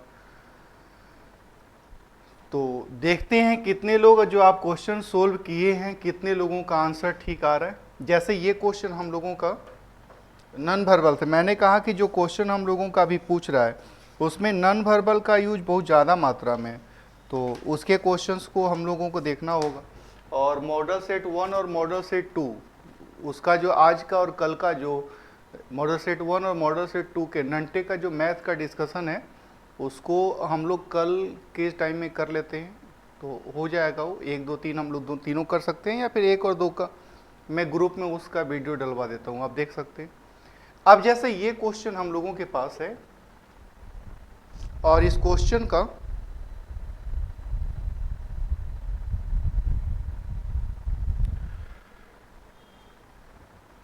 हम लोगों का कह रहा है कि इस क्वेश्चन का आंसर क्या होगा। और इस क्वेश्चन के आंसर में आप देखिए तो इसमें और इसमें क्या रिलेशन है, वही रिलेशन हम लोगों को यहाँ पे ढूंढना है। तो सबसे पहले आप देखिए कि जो ये बॉक्स है रंगा गया है, वो बॉक्स ऐसे था तो फिर ये ऐसे हो गया, यानी डायगोनल में चेंजिंग हुआ है। तो यहाँ पे ये डायगोनल ऐसे है तो ये चेंज होके वापस इस तरह से जाएगा हम लोगों का। तो ये डायगोनल नहीं उस तरह से दिया हुआ है, ये तीनों डायगोनल उसके अंदर है। अब यहाँ पे आप देखिए कि उसके बाद ये जो ट्रायंगल और सर्कल था ये दोनों भी चेंज हो गए थे। तो यहाँ पे ट्रायंगल और सर्कल है, तो जैसे यहाँ पे सर्कल ऊपर है तो सर्कल नीचे हो गया, ट्रायंगल नीचे है तो ट्रायंगल ऊपर हो गया। ऊपर और नीचे भी तो चेंज हुआ है ना। तो यहाँ पे हम लोगों का ट्रायंगल ऊपर है तो ट्रायंगल नीचे होना चाहिए। तो ट्रायंगल नीचे होना चाहिए, तो ट्रायंगल इसमें नीचे है, ट्रायंगल इसमें नीचे है, ट्रायंगल इसमें नीचे है। लेकिन यहाँ पे ये खाली वाला इलाका है ना, ये ब्लैंक दिया हुआ है, खाली खाली दिया हुआ है, तो खाली तो होगा नहीं चूंकि दोनों डार्क था, तो ये खाली वाला ऐसे चला जाएगा, फिर हम लोगों का आंसर ये ऐसे बन जाएगा। तो बहुत सारे लोग इसके आंसर दे रहे थे और ये आंसर बिल्कुल हम लोगों के सही आंसर बनेंगे। अब जैसे अगला क्वेश्चन आप देख लीजिए और उसका आंसर दीजिए कि क्या इस क्वेश्चन का, ये क्वेश्चन शानदार था।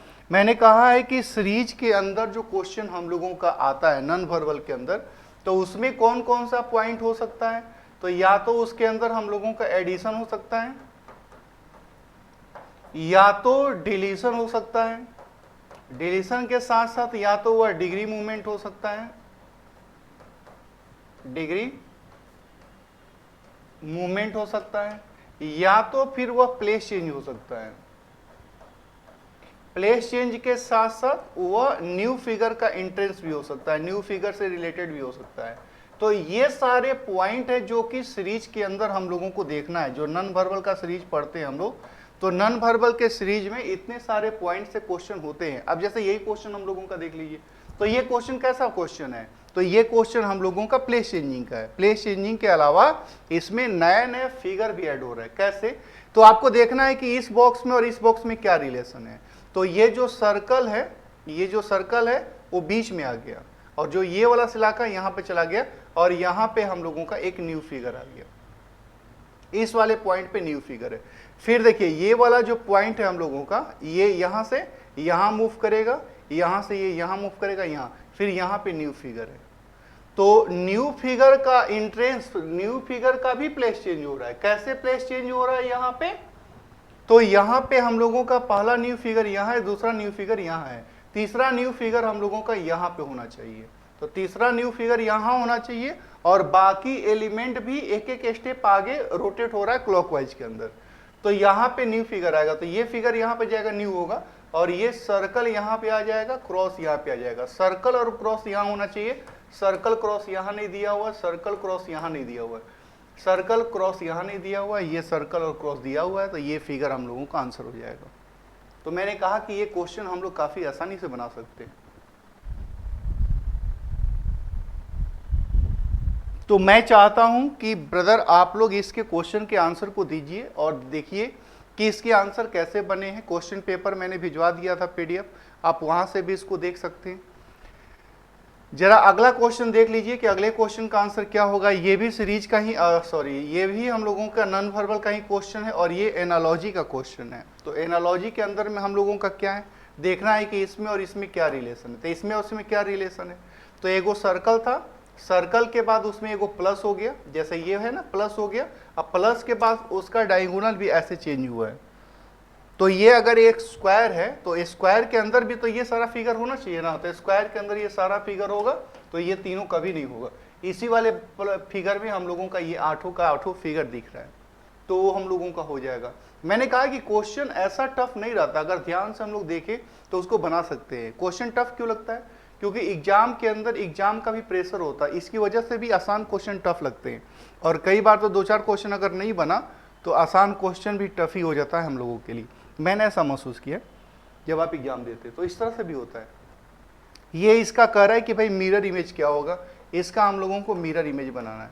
तो मिरर इमेज के बेस पे तो हम लोगों को देखना है कि भाई अगर इसका मिरर इमेज बनाना है हम लोगों को, तो सबसे पहले जो एस है वो परिवर्तित होगा। और इसमें भी हमने कहा था कि पूरा नहीं देखना है, जैसे सबसे लास्ट में जी आएगा और शुरू में हम लोगों का एस आएगा, तो 2 गो एस तो ऐसे उल्टा आएगा, तो 2 गो एस शुरू में उल्टा होना चाहिए। यहाँ पे एस तो दिया ही नहीं है शुरू में उल्टा, यहाँ पे ये दोनों एस उल्टा है, तो दोनों एस सबके अंदर ठीक है। फिर ई उल्टा होके ऐसे बनेगा, तो ई उल्टा होके ऐसे बनेगा, तो ये ऑप्शन गलत हो गया। इसमें ई उल्टा है, इसमें ई उल्टा है, फिर इसमें एन उल्टा है, एन उल्टा है, फिर टी उल्टा है, टी ठीक है, ए वाला भी ठीक है, फिर ई भी ठीक है, फिर आर।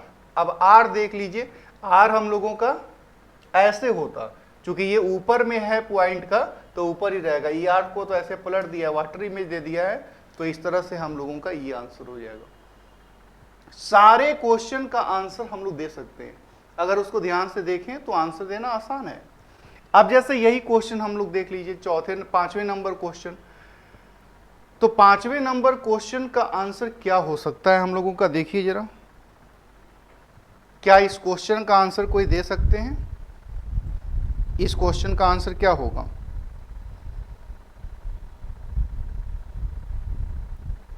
देखते हैं कितने लोग इस क्वेश्चन का ठीक ठीक आंसर दे पाते हैं।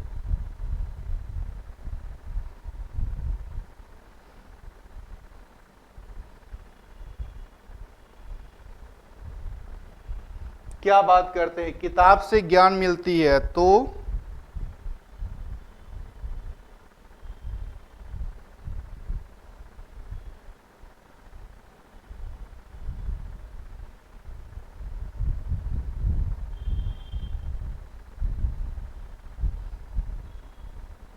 फिल्म से क्या मिलेगा? क्या बात है, सबसे पहले नवाब ने आंसर दिया है, सूरज ने आंसर दिया है, आदित्य प्रजापति ने आंसर दिया है, यादव भाई ने कहा है कि मैं फर्स्ट टाइम देख रहा हूं।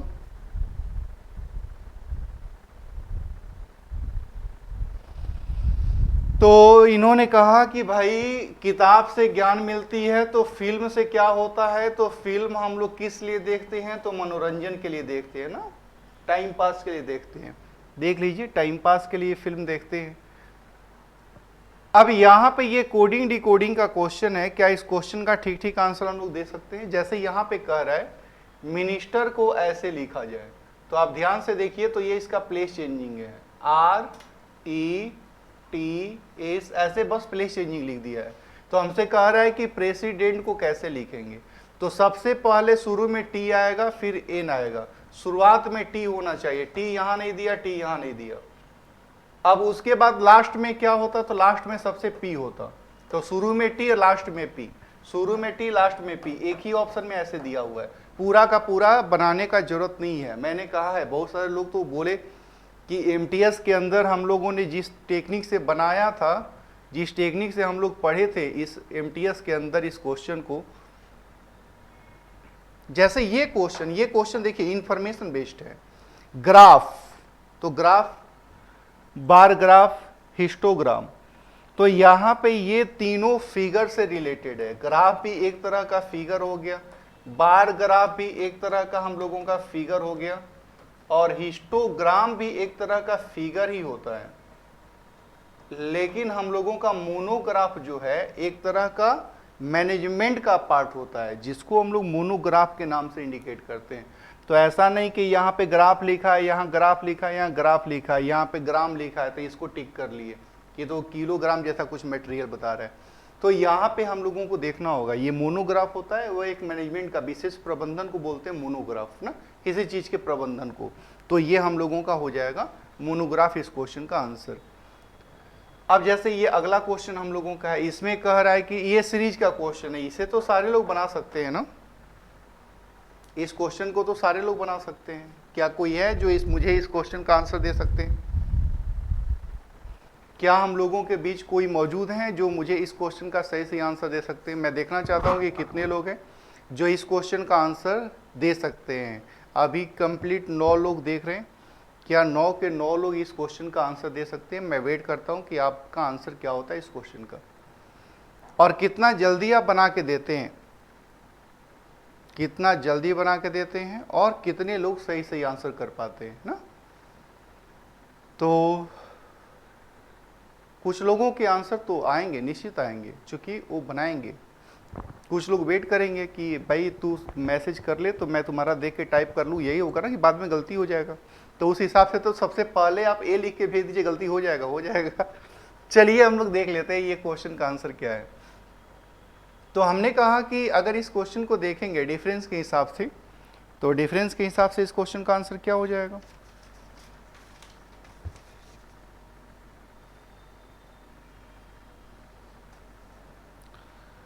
तो ये 5 से 14 हुआ, तो यहाँ पे हम लोगों का 9 जुड़ गया, फिर यहाँ पे हम लोग का 14 दुना के 28 यानी कि 15 जुट गया, फिर यहाँ पे हम लोगों का ये 21 जुड़ गया।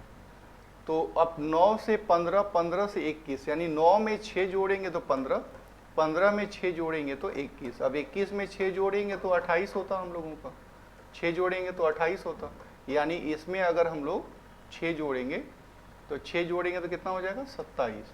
तो 21 में 6 जोड़ेंगे तो 27 हो जाएगा, यानी यहाँ पे हम लोग इसमें 27 जोड़ेंगे ना तो ये हो जाएगा 77। तो मैंने कहा आंसर हम लोगों का सी हो जाएगा। अब मैं देख लेता हूँ कि कितने लोगों का आंसर सी आता था। तो सबसे पहले सूरज ने कहा था, ये मैं क्वेश्चन नंबर 8 पे चल रहा हूँ। आदित्य ने कहा था बी, आदित्य प्रजापति ने कहा केवल आदित्य का ही आंसर आया हुआ है। ऐसे कैसे हो सकता है भाई, बाकी लोग क्या हैं?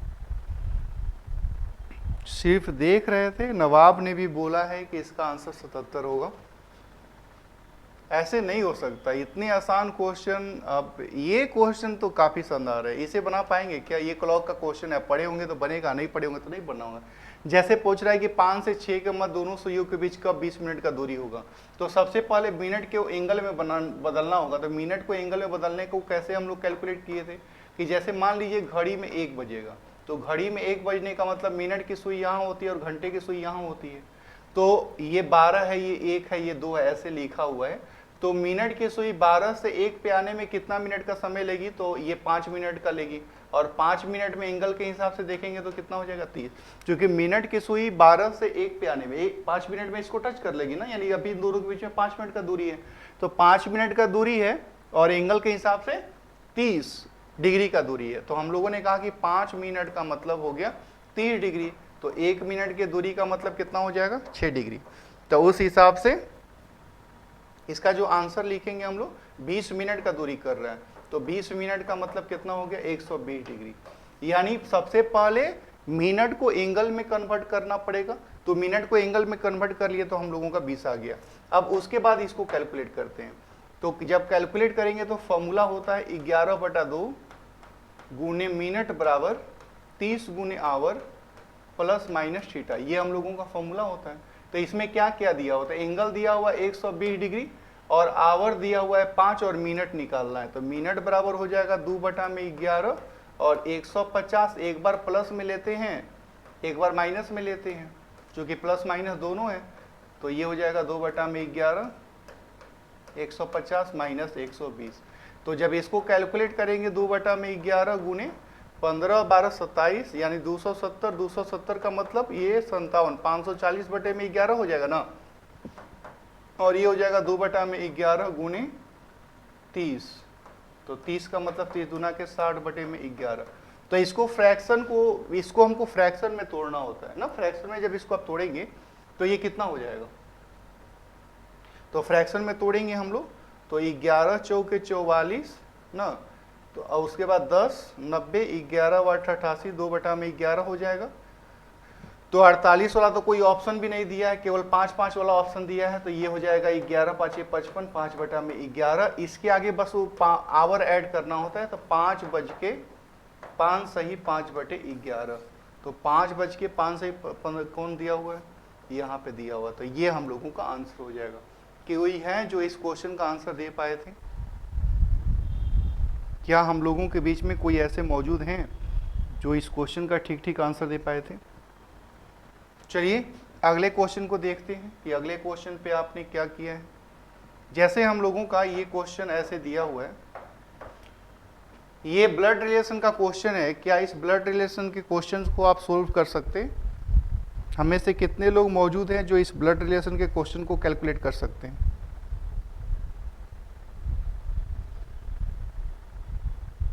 क्या इस ब्लड रिलेशन के क्वेश्चन को हम लोग बना सकते हैं? तो देखिए यहां पे हम लोगों का दिया हुआ है कि ए बी का भाई है। मैं इसे बना देता हूं। लिखा हुआ ए बी का भाई है, यानी ए जो है वह भाई है। किसका भाई है? बी का भाई है। फिर आगे हम लोगों का दिया हुआ है कि सी डी का पिता है।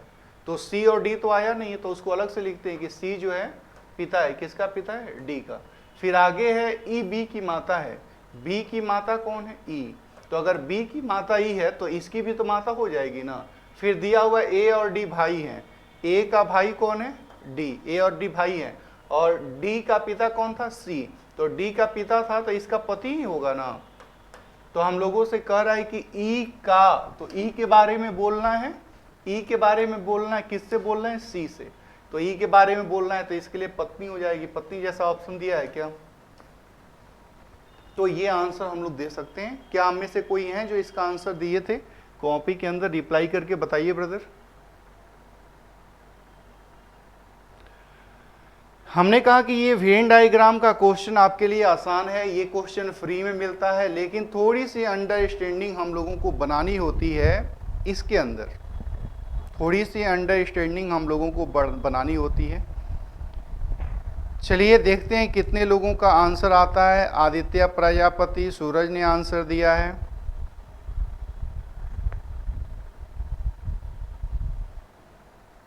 क्या इस क्वेश्चन का आंसर दे सकते हैं हम लोग? जैसे यहां पे लिखा हुआ है कि कौन सा वेन डायग्राम धूम्रपान करने वाला और धूम्रपान न करने वाला। तो एक व्यक्ति हो गया खाने वाला, एक हो गया नहीं खाने वाला। तो इन दोनों में तो दोनों अलग अलग रिलेशन होगा, दोनों में तो कोई कनेक्शन नहीं होगा ना। एक पीने वाला धूम्रपान स्मोकिंग करने वाला, एक स्मोकिंग नहीं करने वाला, इन दोनों में दोनों का रिलेशन होगा। फिर कह रहा है वकील, तो वकील एक प्रोफेशन हो गया। धूम्रपान करने वाले, धूम्रपान नहीं करने वाले, दो तरह के इंसान होते हैं। एक धूम्रपान करते हैं, एक धूम्रपान नहीं करते हैं। तो जो धूम्रपान करने वाले होंगे वो भी कोई ना कोई प्रोफेशन से जुड़े होंगे या कोई ना कोई काम करते होंगे, और जो लोग धूम्रपान नहीं कर रहे वो भी किसी किसी काम से जुड़े होंगे। तो यहाँ पे तो ये फिगर कभी नहीं होगा। और बात रहा वकील का, तो यहाँ पे ये तीनों कह रहा है कि अलग अलग है, ये भी गलत हो गया। अब ई कह रहा है कि धूम्रपान करना वाले और धूम्रपान नहीं करने वाले, और वो वकील के अंदर हो जाएंगे, तो ये भी गलत हो गया। तो हम लोगों का फिगर सही क्या होगा? तो देखिए ये दोनों, ये हो गया स्मोकिंग करने वाले लोग, और ये हो गया नॉट स्मोकिंग वाले लोग, ये दोनों तो अलग अलग हो जाएंगे। अब बात रहा वकील का, तो वकील जो है वैसे बनेंगे, तो वकील ऐसे बनेगा। इस तरह का फिगर कहीं दिया है क्या? तो इस तरह का फिगर हम लोगों का यहाँ पे दिया हुआ है। तो अगले क्वेश्चन का आंसर देखते हैं कि आप लोग क्या देते हैं। ये डायरेक्शन का क्वेश्चन है, क्या इस क्वेश्चन का आप लोग आंसर दे सकते हैं ब्रदर? क्या इस क्वेश्चन का आंसर दिया जा सकता है? देखते हैं कितने लोग इस क्वेश्चन का ठीक ठीक आंसर दे पाते हैं।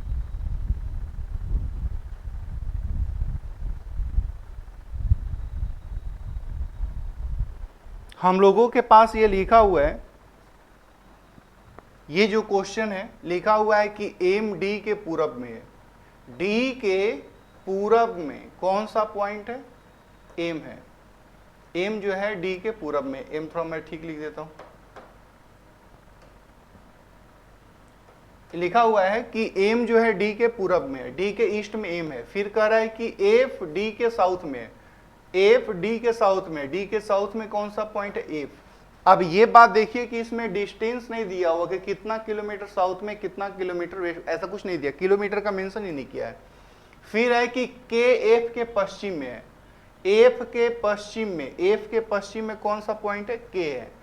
फिर तो पूछ रहा है कि एम के किस डायरेक्शन में, एम के बारे में बताना है, किससे बताना है? के से। तो यहां से अगर हम लोग यहां तक जाएंगे तो हम लोगों को ऐसे ही ना चल के जाना पड़ेगा, तो यहाँ पे एक बड़ा सा प्लस बना लीजिए। हम लोगों को वहां तक जाने के लिए किस रास्ते का चयन करना पड़ेगा? इस रास्ते का। तो ये किसके किसके बीच में से निकल रहा है? तो नॉर्थ और ईस्ट के बीच में से निकल रहा है। तो नॉर्थ ईस्ट करके हम लोगों का कहीं दिया होगा, नॉर्थ ईस्ट यहाँ पे दिया हुआ, इसको हम लोग टिक कर सकते हैं। क्या कोई है जिनका ये आंसर सही हुआ है? अब जरा अगला क्वेश्चन देख लीजिए कि क्या ये क्वेश्चन बना पाएंगे हम लोग। ये क्वेश्चन तो सोल्व करना पड़ेगा और ये काफी नॉर्मल क्वेश्चन है, इसके लिए कैलकुलेशन मस्ट है, कैलकुलेशन हम लोगों को करना होगा। क्या इसका कैलकुलेशन किया जा सकता है? तो चलिए देख लेते हैं कि इसके आंसर आप लोगों के क्या होंगे। मेरे बनाते बनाते में कितने लोग हैं जो इसका आंसर दे सकते हैं, देख लेते हैं कितने लोगों का आंसर आता है। तो यहाँ पे अगर इसको लिखेंगे तो 14 है, 10 है, 42 है, 2 है और 8 है। यहाँ पे पहला में एन दिया है, तो एन का मतलब क्या है? क्रॉस। फिर हम लोगों का यहाँ पे एल दिया है, एल का मतलब क्या है? प्लस। फिर यहाँ पे पी दिया है, पी का मतलब क्या है? डिवीजन। फिर यहाँ पे एम दिया और एम का मतलब क्या है? माइनस। तो सबसे पहले किसका काम करेंगे? डिवीजन का। तो इसको जब कैलकुलेट करेंगे तो 21 हो जाएगा, और इसको जब कैलकुलेट करेंगे तो 140 हो जाएगा।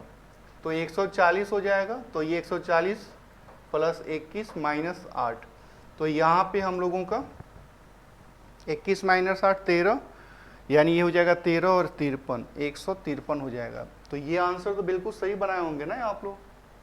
क्या बात है ब्रदर। सबसे पहले नवाब ने आंसर दिया और नवाब का इससे पहले वाला भी आंसर आया था। और कितने लोगों ने इसका आंसर दिया है?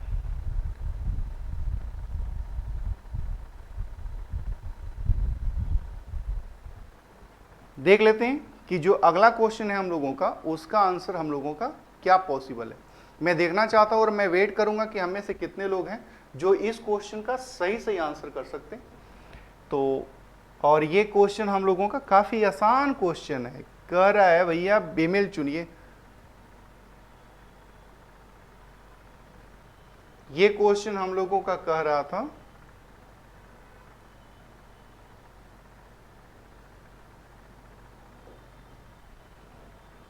थोड़ा सा इसके अंदर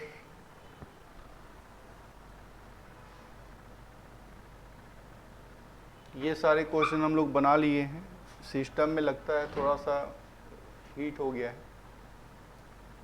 तो अंतिम क्वेश्चन हम लोग बना रहे थे और अंतिम क्वेश्चन में हम लोगों का ये था विषम चुने, फाइंड ऑड। तो फाइंड ऑड के नाम पे देखते हैं, हम लोगों से कह रहे हैं कि आप विषम चुनिए कि इसमें से कौन सा डिफरेंट है। बीमा, भविष्य निधि, वेतन और शेयर। देखिए हम लोग जो बीमा कराते हैं ना, जो हम लोगों का पॉलिसी होती है, बीमा पॉलिसी होता है, तो पॉलिसी कई तरह के होते हैं। कुछ पॉलिसी इंश्योरेंस होते हैं, सॉरी इसका इंग्लिश इंश्योरेंस हो गया, कुछ हेल्थ रिलेटेड होते हैं, कुछ टर्म रिलेटेड होते हैं। तो ये एक तरह का इन्वेस्टमेंट होता है। जैसे हम लोग कोई भी काम करते हैं तो आप देखते होंगे कि आपको पेंशन मिलता है। पेंशन कैसे मिलता है? तो जो पैसा हम लोगों ने कहीं लगाया है, हम लोगों ने नहीं लगाया, हमारी सैलरी मिली, सैलरी से उस पैसा को हम लोग काटते हैं, निकालते हैं और उसमें से अलग अलग जगह पे हम लोग पैसा इन्वेस्ट करते हैं।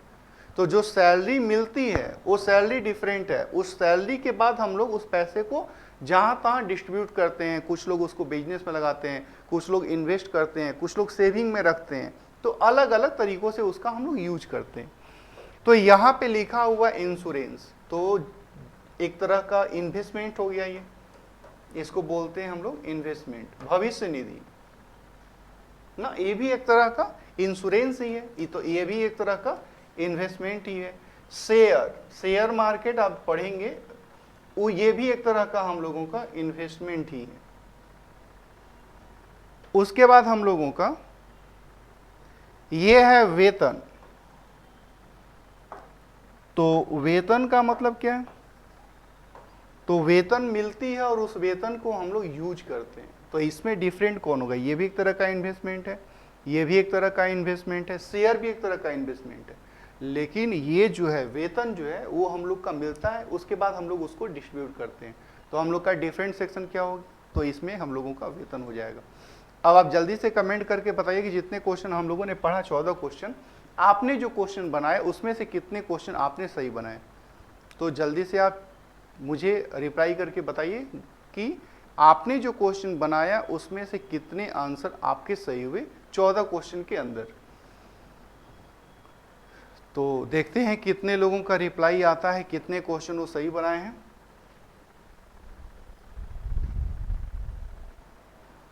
अगला जो मैथ का डिस्कशन है ना, मैथ का इंग्लिश का डिस्कशन हम लोगों का, तो वो वही 3:10 से शुरू होगा और फिर अभी चलेगा। जो ननटेक मैथ का है जिसमें हम लोग time and loss, difference, simplification, ये सब बेसिक पार्ट पढ़ते हैं, जो वाई ग्रुप का मैथ है।